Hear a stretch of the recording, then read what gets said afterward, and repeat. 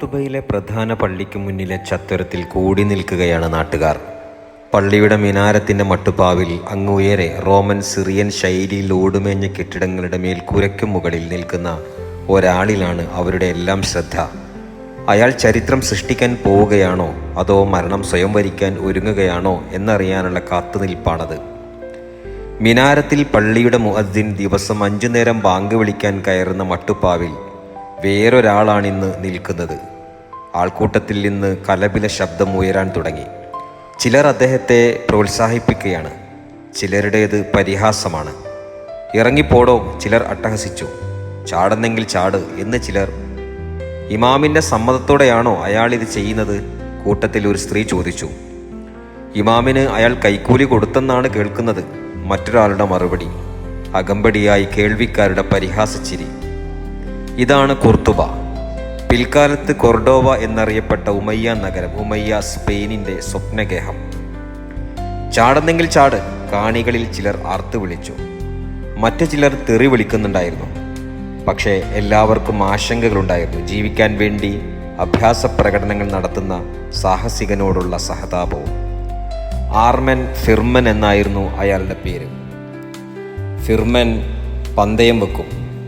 ലക്ഷ്യത്തിനടുത്തെത്തി ജീവൻ ബാക്കി കിട്ടിയാൽ പന്തയത്തുക വാങ്ങി അടുത്ത അഭ്യാസത്തിന് പോകും. കൊർഡോവയിലെ സാധാരണക്കാരാണ് അന്നത്തെ കാണികളിലധികവും. പക്ഷേ ഒരു അസാധാരണ വ്യക്തിയും ഉണ്ടായിരുന്നു ആ കൂട്ടത്തിൽ. അബ്ബാസ് ഇബ്നു ഫിർനാസ് എന്നാണ് അദ്ദേഹത്തിൻ്റെ പേര്. അമീറിന് വേണ്ടി നടത്തുന്ന ശാസ്ത്ര ഗവേഷണം നിർത്തിവെച്ചാണ് അദ്ദേഹം ഫിർമൻ്റെ ഈ അഭ്യാസം കാണാൻ എത്തിയിരിക്കുന്നത്. മിനാരത്തിന് മുകളിൽ ആർമൻ ഫിർമൻ്റെ മനസ്സ് ചാഞ്ചാടുകയായിരുന്നു. ഒരുപാട് താഴ്ചയിലാണ് തെരുവ്.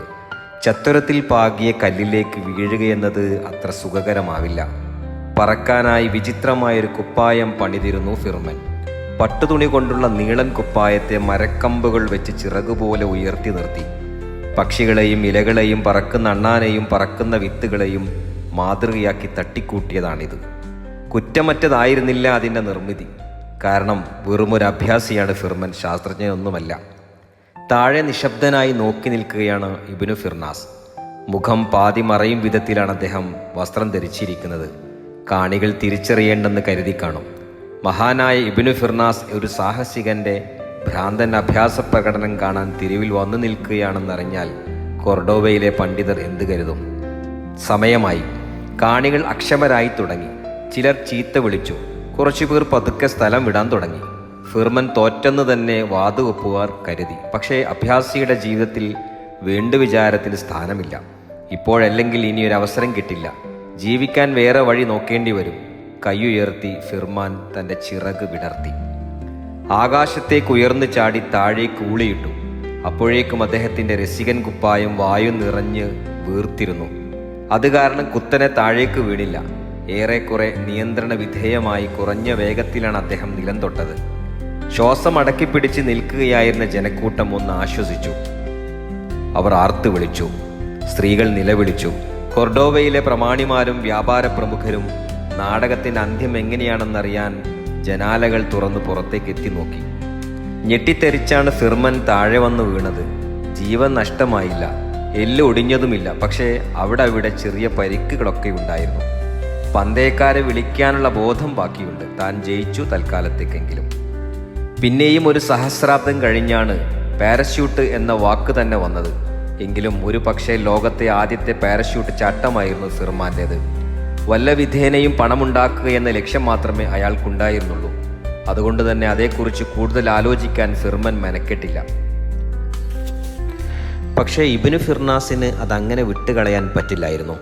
ഫിർമൻ്റെ കുപ്പായം അപരിഷ്കൃതമായിരുന്നു. അയാളുടെ ചാട്ടവും ശാസ്ത്രീയമായിരുന്നില്ല. എന്നിട്ടും ഉദ്ദേശിച്ചതിനേക്കാൾ നന്നായി അത് അവസാനിച്ചു.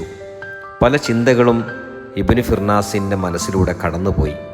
പക്ഷികളും ഇകാരസും ഡീഡലസും ഈജിയനും അദ്ദേഹത്തിൻ്റെ മുകളിലൂടെ പാറിപ്പറന്നു.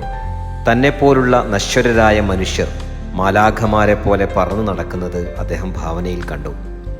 കാണികൾ ആഹ്ലാദാരവങ്ങളോടെ ആർമൻ ഫിർമനെ വലയം ചെയ്യുമ്പോൾ ഇബ്നു ഫിർനാസ് ഒരു സുപ്രധാന തീരുമാനമെടുക്കുകയായിരുന്നു. തൻ്റെ നിലവിലുള്ള ഗവേഷണങ്ങൾ വിപുലമാക്കണം. എന്നിട്ട് വ്യോമയാന മേഖലയിൽ ശ്രദ്ധ കേന്ദ്രീകരിക്കണം. മറ്റു പല തിരക്കുകളാലും മറ്റു പല കാര്യങ്ങളിലും ശ്രദ്ധ കേന്ദ്രീകരിക്കേണ്ടി വന്നതിനാൽ വളരെ സമയമെടുത്തു അതിന്. ഗവേഷകനാണെങ്കിൽ പ്രായമേറി വരികയുമാണല്ലോ. ഒടുവിൽ 875 കൊർഡോവയിലെ മനോഹരമായൊരു ദിനത്തിൽ ഇബ്നു ഫിർനാസ് അടുത്ത സുഹൃത്തുക്കളെയും കൊട്ടാരത്തിലെ പണ്ഡിതന്മാരെയും ശാസ്ത്രകുതുകികളായ കുറച്ചു പേരെയും സ്വകാര്യമായി വിളിച്ചു വരുത്തി. പറക്കാനുള്ള ശ്രമത്തിന് ദൃക്സാക്ഷികളാകാൻ. ആർമൻ ഫിർമൻ്റെ അഭ്യാസ പ്രകടനം നടന്നിട്ട് 23 വർഷം കഴിഞ്ഞിരുന്നു.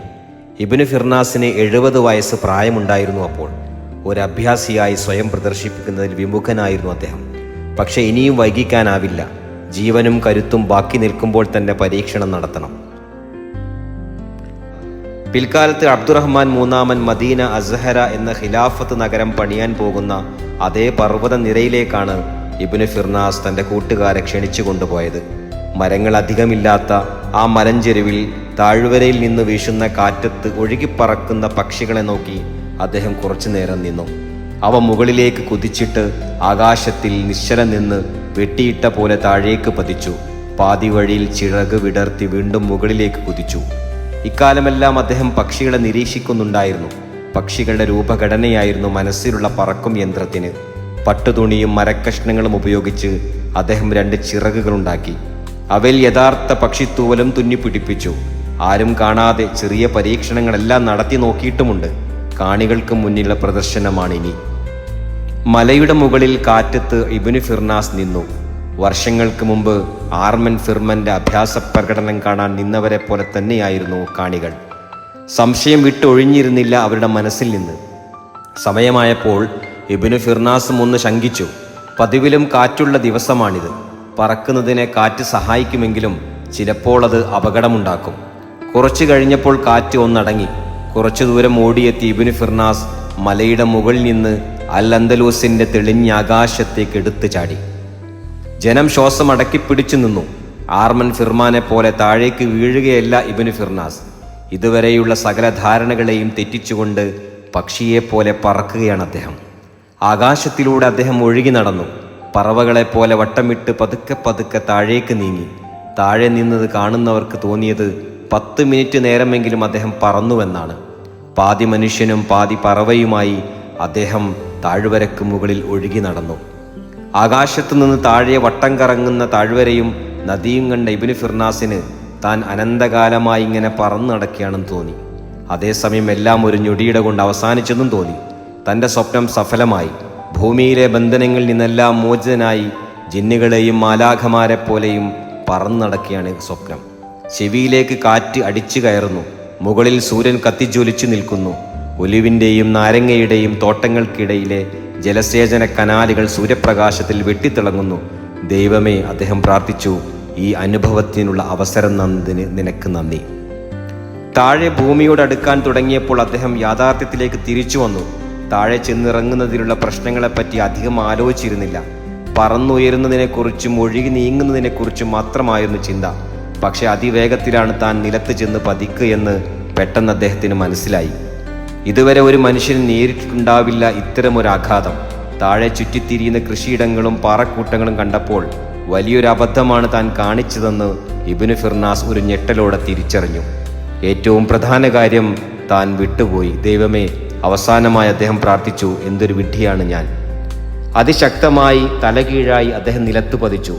നിലത്തടിച്ചതിൻ്റെ ശബ്ദമല്ല, അസ്ഥികൾ നുറുങ്ങുന്ന ഒച്ചയാണ് ചെവിയിൽ മുഴങ്ങിയത്. തലയോട്ടി പൊട്ടുന്നതും മാംസം ചിതറുന്നതും അയാൾ അറിഞ്ഞു. ശരീരം വിട്ട് പുറത്തു കടന്ന ജീവൻ ദൂരെ എങ്ങോ നിന്ന് ഇതെല്ലാം കാണുകയാണെന്ന് തോന്നി. അജ്ഞാതമായൊരു സ്ഥലത്ത് ഇരുട്ടിലാണ് താൻ. ആ ഇരുട്ടിലും വലുതായിരുന്നു തൻ്റെ അജ്ഞതയെന്ന് അയാൾക്ക് തോന്നി. കണ്ണു തുറന്നപ്പോൾ ആരൊക്കെയോ ചുറ്റും കൂടിയിട്ടുണ്ട്. പറക്കുമ്പോൾ കുതിരപ്പുറത്ത് പിന്തുടർന്നവർ, സഹായം വേണ്ടിവരുമെന്ന് കരുതി നേരത്തെ തന്നെ മലയുടെ താഴെ ഇറങ്ങി നിന്നവർ. അബു അബ്ബാസ്, ആരോ അലമുറയിട്ടു, താങ്കൾ ജീവനോടെയുണ്ടോ? ജീവനുണ്ട്. സ്വന്തം ശബ്ദം വരുന്നത് ദൂരെ എവിടെയോ നിന്നാണെന്ന് തോന്നി ഇബ്നു ഫിർനാസിന്. വേദനയുണ്ടോ? അദ്ദേഹം തലയാട്ടി. ദേഹമാസകലം നീറി പുകയുകയാണ്. മുതുകിലെവിടെയോ ആയിരുന്നു വേദനയുടെ കേന്ദ്രബിന്ദു. അവശേഷിക്കുന്ന ജീവിതകാലം മുഴുവൻ അത് അദ്ദേഹത്തെ വേട്ടയാടി. നരകയാതനയുടെ 12 വർഷം. ആഹ്ലാദാതിരേകത്തിലേക്ക് ഉയർത്തി ഏതാനും നിമിഷങ്ങൾക്കുള്ള ശിക്ഷ അനുഭവിക്കും പോലെയായിരുന്നു ശിഷ്ടജീവിതം.